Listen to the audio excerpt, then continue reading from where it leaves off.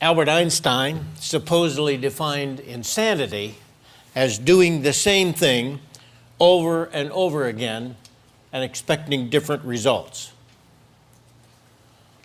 Whether it's truly Einstein who said it or John Maxwell. Used to tell my students, if you're not sure who said it, say John Maxwell, because he said them all. I believe the quote can be fairly critiqued today as being untrue. It is a foolish church or a foolish Wesleyan educational system that does the same thing over and over again and expects the same results. Why? Because the environment changes. In the Wesleyan history that Bob Black and I finished last year, we described in the 20s, 30s, 40s the 5-point strategy for church growth that Pilgrim Holiness and Wesleyan Methodist have that led to phenomenal growth. If you do those same 5 things today over and over again, you don't get the same results because the environment has changed. Change is inevitable, even if we want to get the same results.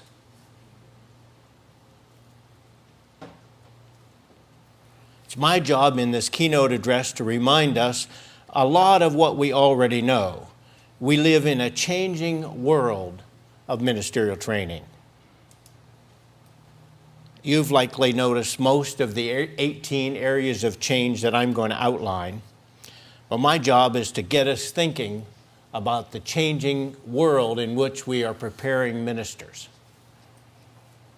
Changes that we have to respond to, even in order to produce the same kind of ministers. Here they are. Number 1, an increasing number of incoming freshmen need remediation. While in some ways 18-year-olds are advanced from past freshmen, in other ways they're far behind.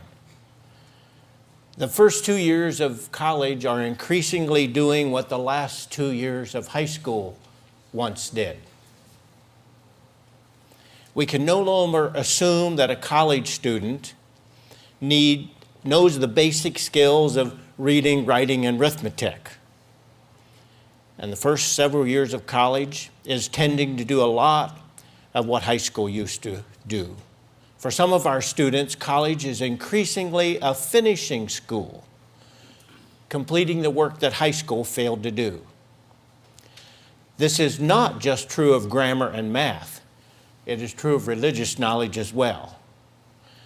For ministerial educators, this might mean incoming freshmen might not even know that Abraham was in the Old Testament and Barnabas the New. That might even be average. Of course, there's widespread here, including students from homeschooling and Christian schooling and public high schools, but many are coming to us now without the basic Sunday school knowledge of the Bible that students used to bring to college. Beyond Bible knowledge, they come with a generic pop theology rooted in youth group doctrines and pop theology from Christian bookstores and music lyrics. While many of us would say that Bible content is not a central part of minister education, we do admit that basic Sunday school understanding of the Bible is probably required to be a minister. The coming years will take way more curricular attention to bringing up to speed incoming students who lack this basic knowledge before we take them deeper into the cave of knowledge and understanding. The first years of college and the first courses in ministerial education may have to include some remediation in the future. We need to either change our standards of ministerial expectations of this basic knowledge and send people out into ministers who really don't know who Barnabas is, or find some way to bring incoming students up to a basic knowledge of Bible and theology. Number two, jobs are increasingly important to parents. Jobs are not just a national political issue. It is a question for ministerial education as well. Parents now ask about jobs, even though students don't. What sort of jobs do your graduates get? How many graduates last year got jobs right out of college? What's your faculty do to help my son or my daughter get a job when they graduate? How much do these jobs pay? Parents are now examining the cost and value proposition of college. Ministerial education is not exempt from this trend. While we like the notion that students come into our campus to learn how to develop critical thinking skills, we must admit that parents expect that, but also expect their child to get a job when they graduate. We can do both, but finding a job at graduation is a more frequent and important question from parents than it used to be. It's no longer assumed that a college education gets you a job.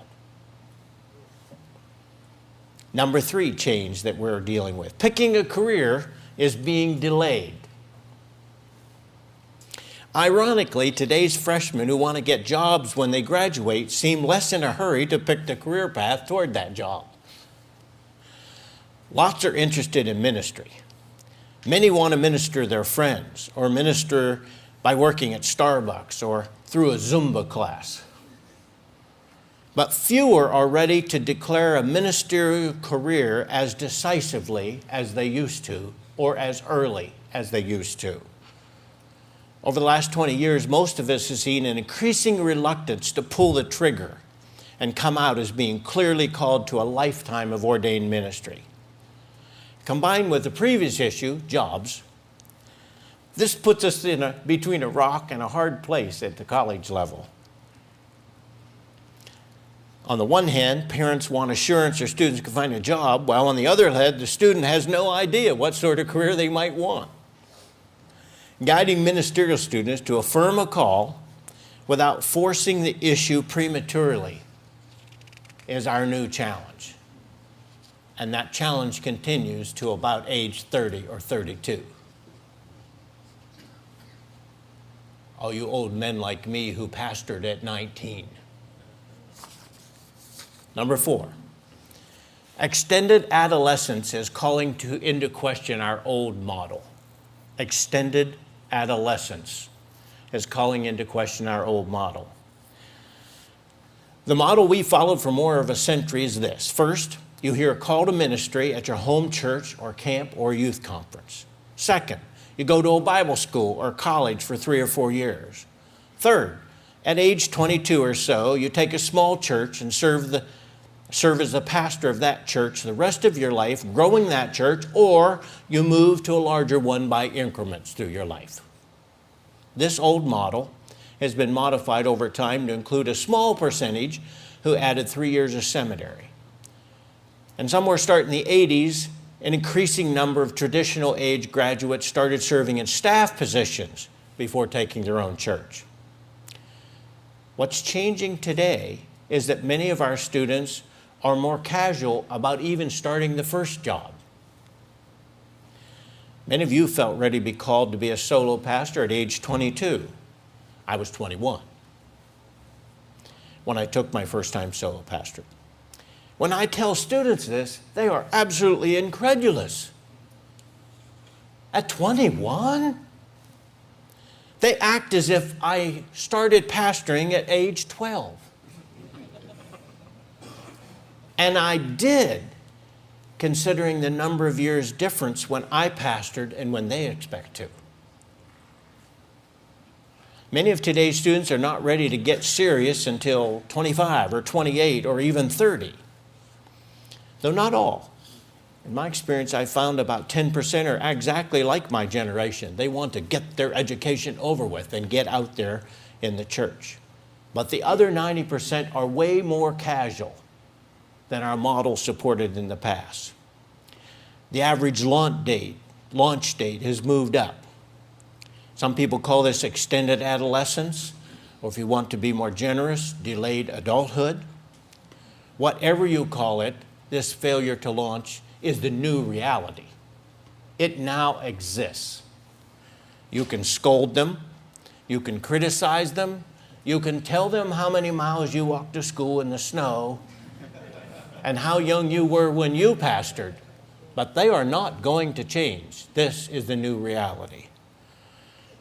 And in some sense, maybe we should understand they will have as many years in active ministry as you and I, because they're not retiring till they're 75, and they're going to live to be 100.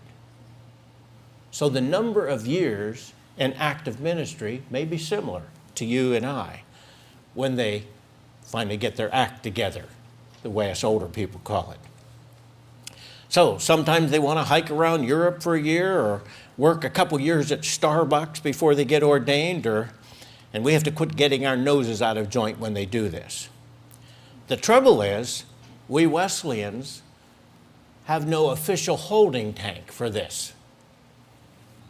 When you finish your education, it's like tenure, up or out.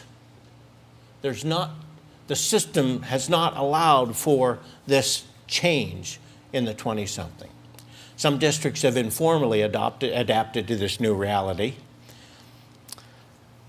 But we know now that many students are not even tying down their call till 25 or 27 or 30.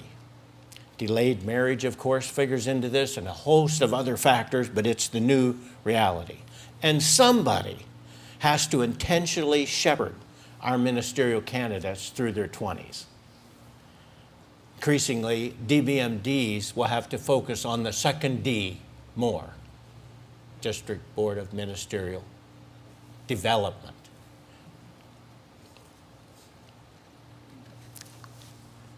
Number 5.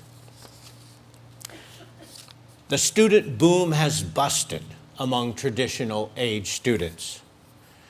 Now, all of those in education know this because there's been preaching gloom for ever since 2008, when the demographics show the number of students graduating from high school went over the hump. The size of high school graduating class has been in a moderate decline since 2008 and will continue through 2014. Some are expecting a bump in the national trend for the 8 years following 2014. But before we spend all that money in our educational institution, we need to examine where that increase from 2014 to 2022 actually comes from. It's mostly in the South, and it's mostly among minorities. All things being equal, if we get our fair share of students, we will have less students and slightly less ministerial education students, unless we recruit those students who are minorities and living in the South. Of course, in our field, we can pray that the Lord of the harvest will call more laborers into the field, pun intended. But with all things being equal, we can probably expect increasing competition among schools and greater price and value shopping among parents and families. Maybe even greater competition between our Wesleyan schools for a shrinking number of students, or for all those students in the South. It's possible that in the next decade, in the hyper-competitive recruitment world, ministerial students will feel like basketball players being recruited. They will play one school off another as they decide which school offers the best deal for where they go to college. It will be a buyer's market, and we have to get ready for that. That is a changing landscape. Number 6. As a denomination, we need to think more carefully about the dropout rate of ministerial students. We've always had some ministerial students who never really got into ministry, failure to launch, or dropped out in the first 5 or 6 years. Indeed, we should expect some of this. Some enjoyed studying ministry more than doing it.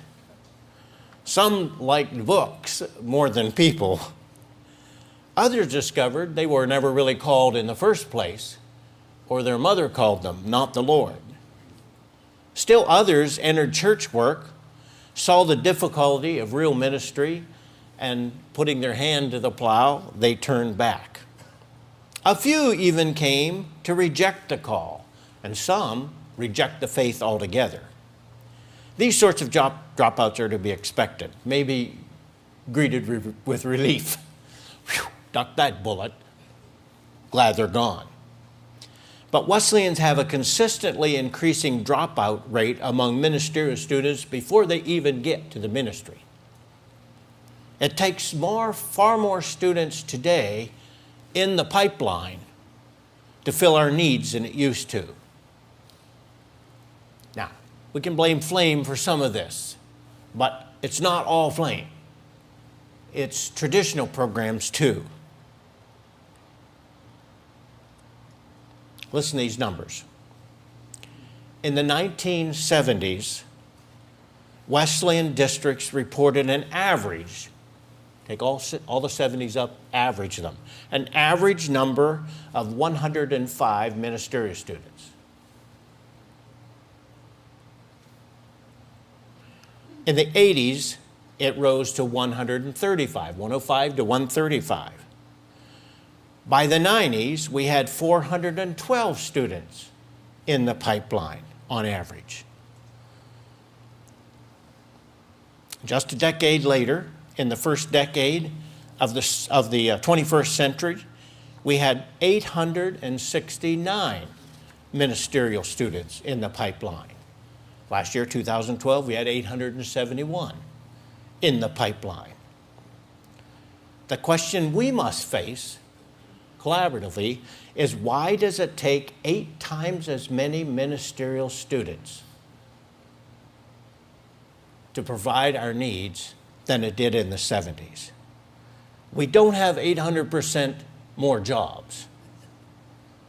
Jobs have increased, but by 13% between 1970 and 2010. And it isn't that we have 8 times as many churches. We actually have less churches, 200 less churches. So why do we have 8 times as many ministerial students as we had 40 years ago? Because many of our so-called ministerial students never make the transition into actual local church work. This is our problem. Colleges, DBMDs, churches, it's our problem. Is this good or is it bad? Should it be addressed or left alone? What role does Flame and Flama play in the total? What are the comparison between traditional campus programs and Flame?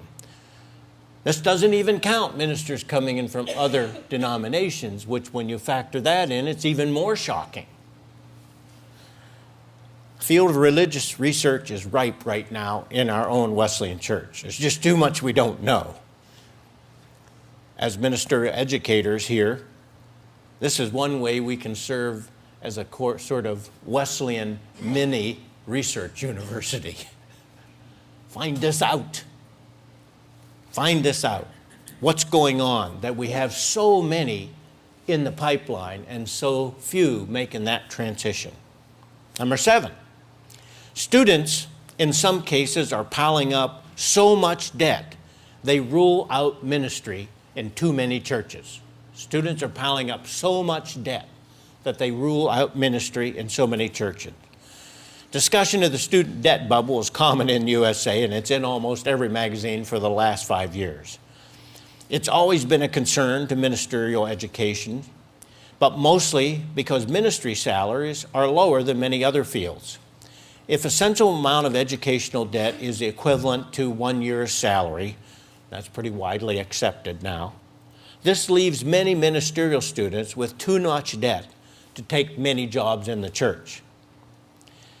If they take on the sort of debt that we encourage them to assume, they rule out 75% of Wesleyan ministerial jobs. This does not even account for the increasing number of couples who together combined carry a debt load that becomes now a permanent, perpetual payment till death. While there's been some increase in the Wesleyan Student Loan Grant and other scholarship aid, these have not kept pace with the cost of rising tuition, which in the last 15 years has been explosive. Eventually, together, we need to find a way to deliver ministerial education at lower cost or at higher support, or probably both. 1 year's salary as a college debt is manageable, but too many students are carrying an unmanageable debt load to take most ministerial jobs, and something's got to give. This is our challenge. Number 8, alternative routes to college degrees are in the wind. Alternative routes to college degrees are in the wind.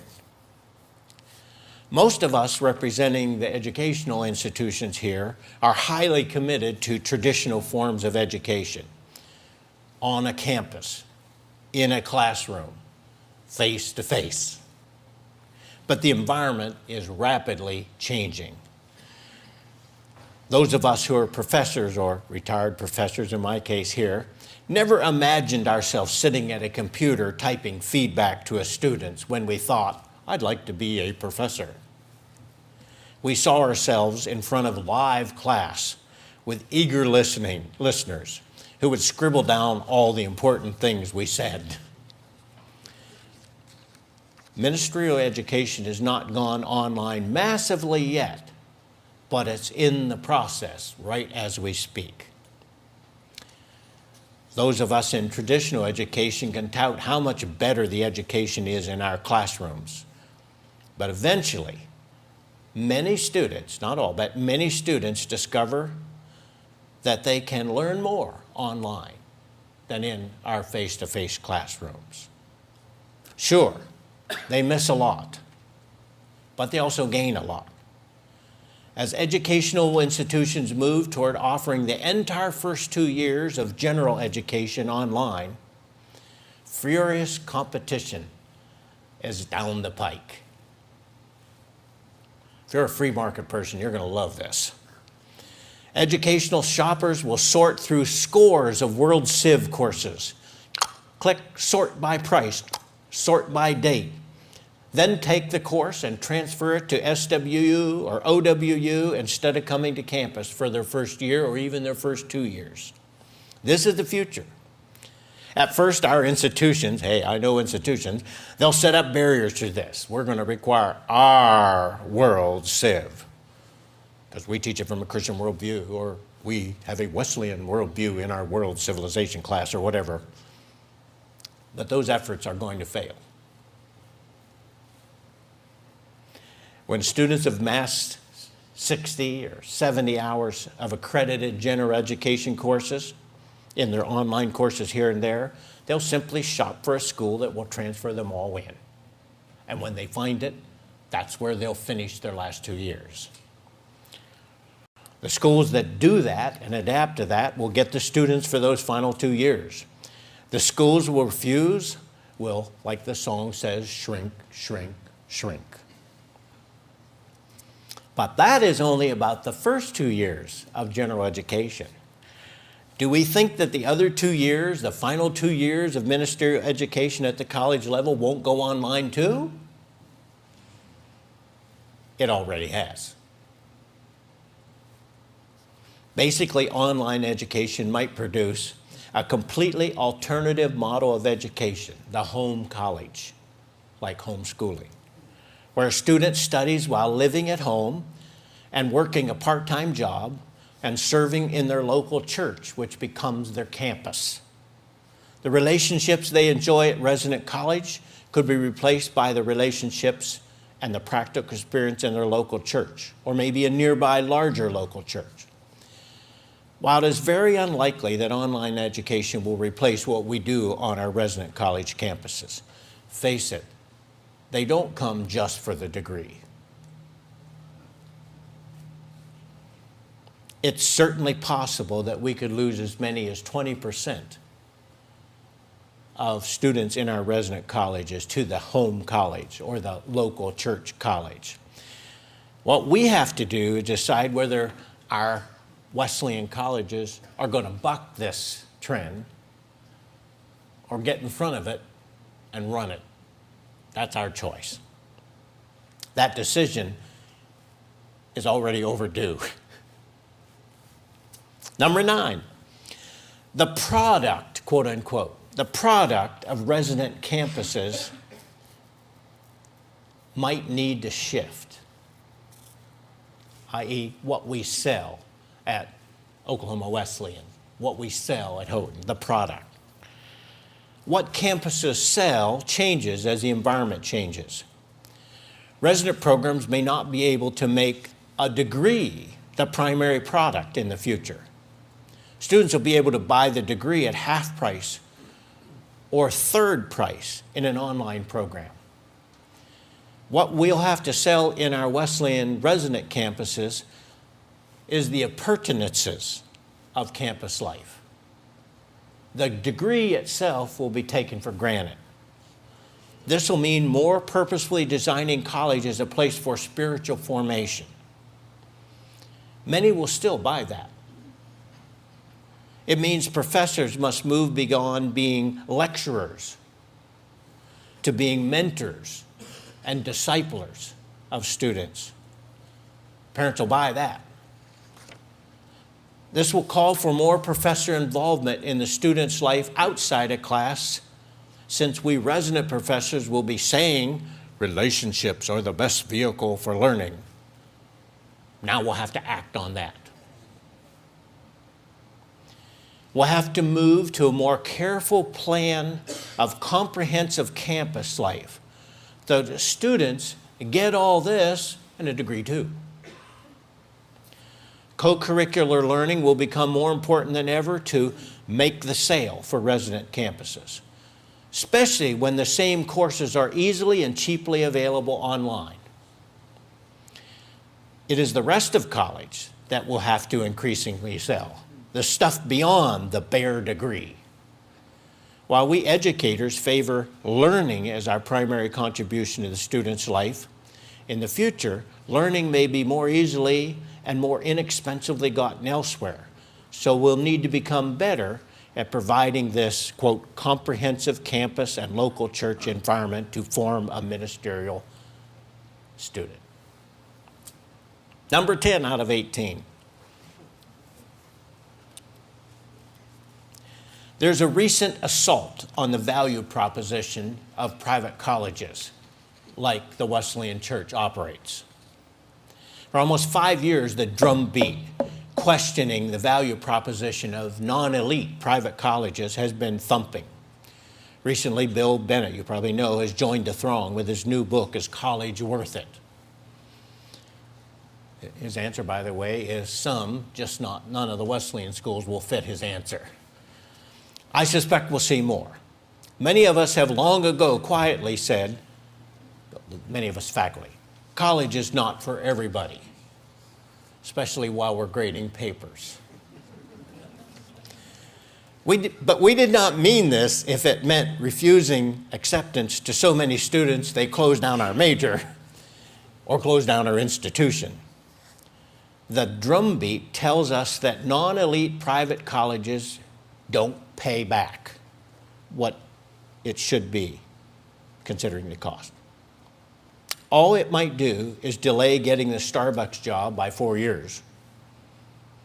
But it still pays, and we can prove it, but the drumbeat eroding confidence in private four-year colleges continues. The constant questioning of the value proposition of non-elite, and all our schools are non-elite, even though we pretend we're elite by picking other schools that are less elite than us, but all Wesleyan schools are, even Houghton is not elite. I mean, only elite if you pick the right group. We're not, in Bill Bennett's night, we're not, we just have ordinary schools. Wesleyan does. You're the most elite. I'm not going to do any more of that, right? No, I'm not making a list. The constant questioning the value proposition of non-private schools has the effect of raising the question for parents and students. It's increasingly become acceptable to say, all my kids don't have to go to college. A doctrine, a central doctrine of the boomers. My kids are going to college. The change of environment means Wesleyan parents are permitting themselves to consider alternatives. Not college at all, staying home a few years to work until the economy gets better, serving in my local church here for a few years to see if you like it while working part-time to save money for college, trying a few years at a nearby junior college, taking a year or so online while you work as a volunteer with our youth pastor right here at home, or even setting out purposely to work 5 years as a non-ministerial staffer at church, then, if you still feel called, finish off your ordination requirement in flame. And to boot, some of our larger churches brag publicly at denomination gathering that they raise all their own ministers, meaning they turn their laity into ministers without ever letting them leave the community or take any education other than a few courses.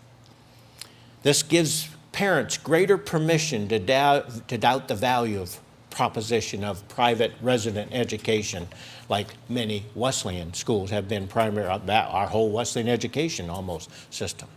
Resident ministerial programs that the schools here represent will have to upgrade our value advertising in the future and answer this assault on the value proposition of a college. We can answer the questions, but we need to do it soon. Drum beats questioning your value cannot beat unanswered long. Number 11, you know this, when we're preparing more graduates for staff positions. This is not news to anybody here, but it illustrates how things have changed over the last few decades. Fewer of our ministerial graduates will be pastors when they graduate. Even many seminary graduates 3 years later still enter staff positions. Many more start their ministry and might continue it for the next decade, 2 or even 3 decades as a staff minister. Some intend to be staff ministers for life. The Wesleyan demographics have shifted in the last 40 years. Here are the numbers. 1970, 1 out of 12 Wesleyans attended the 25 largest churches. By 1980, it was 1 in 10 Wesleyans attended the largest 25 churches. By 2010, 1 out of 4 Wesleyans attend only 25 churches. It has continued since till it's almost 1 out of 3 Wesleyans attend those 25 churches. In 1970, the vast majority of ministerial students were training to be a pastor in a church under 100 in attendance.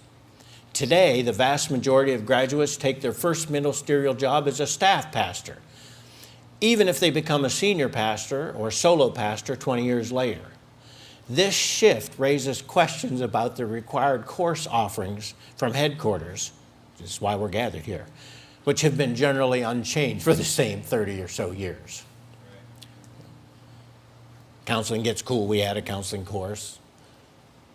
We changed the word from management to leadership, we changed the name of the course, but I mean, we haven't had we still are training pretty much with that course on that old model, which is why it's good we're doing this, what is a Wesleyan pastor, to think about the outcome. This shift raises questions about the required courses, which have been so unchanged for so long, and it asks ministerial educators to examine the content of our required courses. Educating a person who's going to preach several times a week is probably different from educating a person who might preach twice a year for 15 years. At the end of that 15 years, then they preach 3 times a week. Now, how do you train a person for that? For the first 15 years or the second, or how do you do both? Eventually, we're going to have to adjust our training programs and the required courses from headquarters from preparing solo pastors for little churches to also, not instead of, but also equipping staff ministers.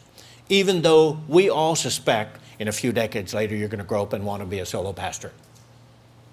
Those first 15 or 20 years of ministry have to be addressed. But if we do that, we'll need some denominational strategy for equipping them a few decades later when they become a senior pastor and do have to preach more often, and the risk is way higher. So how do we do both of those things? Maybe seminary training later in life will do this. I don't know, but somehow we're going to have to figure that out and what plan. Number 12. Yet, after I just said number 11, number 12, yet the need for solo pastors might increase in the future. While most graduates go to serve on staff, there's a looming huge number of solo pastor jobs someone's got to fill. Boomers make up 35% of the adult population in America. If Wesleyan pastors reflect the general population, it means that more than a third of our pastors will be retiring in the next 18 years. Sure, some are going to stay longer. And we already know some boomers will cling to their pulpits until they are wrestled from their cold, dead hands. But by and large, on average, we can expect a third of Wesleyan churches will need a new pastor in the next 18 years. And most of those are not staff jobs, they're solo pastor jobs. So even if all the staff pastors now working at large churches go and take all these positions, we'll still need more solo pastors. Maybe we can get them flame. Maybe we can get them from transferring from other denominations, as we've been doing a lot. But we ministry or educators need to keep an eye on those 600 openings as we plot and plan for the future. We can't go whole hog into training staff ministries with that many jobs coming available in the next decade and a half. If we shift our ministerial curriculum to focus on staff ministry, as I seem to suggest above, we better have some plan to handle all those churches under 50. Or just say as a denomination, if you go to a church under 100 or 150, just go to flame. 13, accelerated programs might increase in the future. Using advanced placement courses, summer courses, CLEP courses, online classes, and a little bit of planning, a student has always been able to finish college in 3 years. They seldom wanted to in the past. Recently, however, price-sensitive parents are asking about accelerated programs, like the one at Beshel, Mishawaka up in Indiana, who widely advertises their 3-year degree track. IW's current program now takes a whole cohort of students through a traditional 4-year program in just 3 years, just saves money.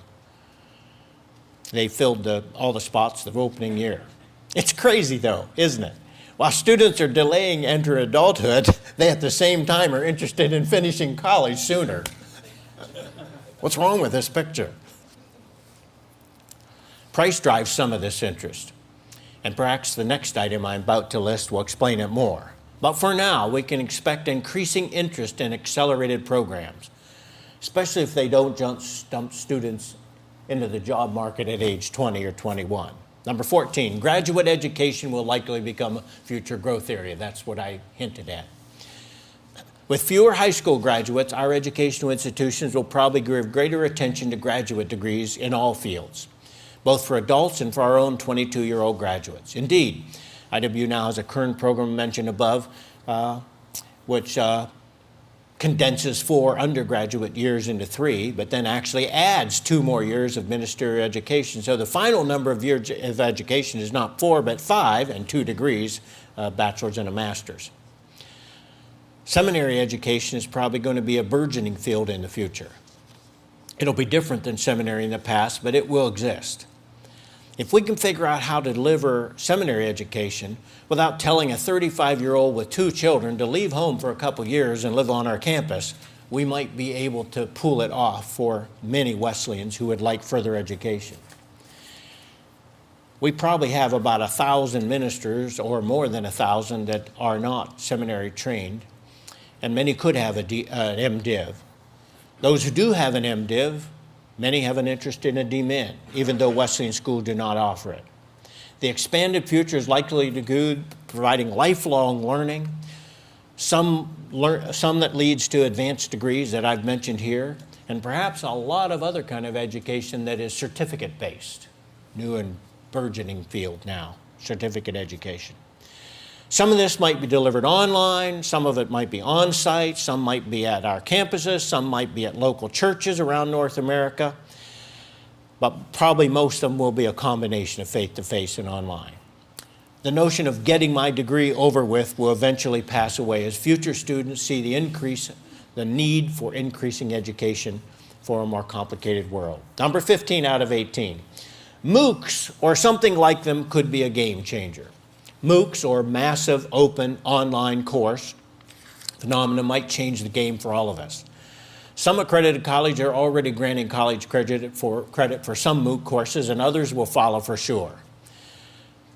But I have a hunch that MOOCs themselves might not be the game changer, but the idea of MOOCs, delivering education at low or no cost to masses, might change education. It's hard to sell what you can get for free. You Google users, how many of you would pay a subscription to have a search engine? Doesn't even occur to you. Or Facebook subscription rate. Or consider encyclopedias. The notion of buying a set of encyclopedias is long gone. It's an entitlement, if you're a human, to be able to access encyclopedias online.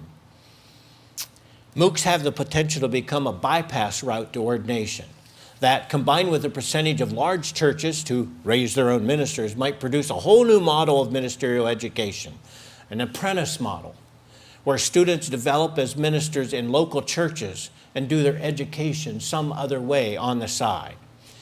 This turns upside down the present resident model, where students get their education primarily, get a little practicum experience or a little internship on the side. MOOCs could cut resident ministry educators out of the ministerial training process altogether, but probably not. More likely, our Wesleyan educational institutions will jump in the fray and offer our own MOOC-like program. And that may be how MOOCs change the game. Of course, Wesleyans have had their own MOOC program all along. We call it FLAMA. We've had a shortcut, low-cost ministerial training option all along before MOOCs were MOOCs.